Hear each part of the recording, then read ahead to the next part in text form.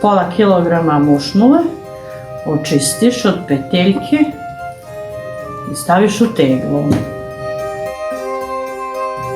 Mušmule znači mora da budu gnjile jer one, ako nisu gnjile, nemaju dobar ukus. Mušmule su lepe, zdrave. Kad smo očistili mušmule, onda ih prelijemo nalivom koju smo skuvali od vode i meda. 20 grama meda i 250 ml vode. To se ohladi pa se sa hladnim nalije.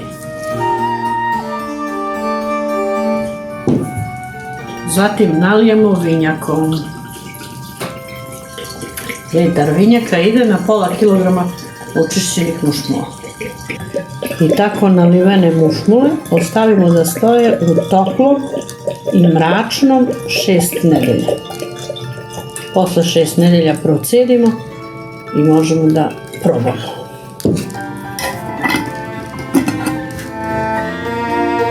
Nakon 6 sedmica naš liker je spreman da se precedi u flašu.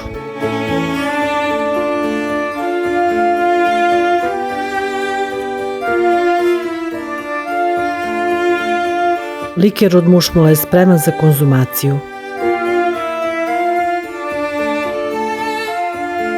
Prijatno!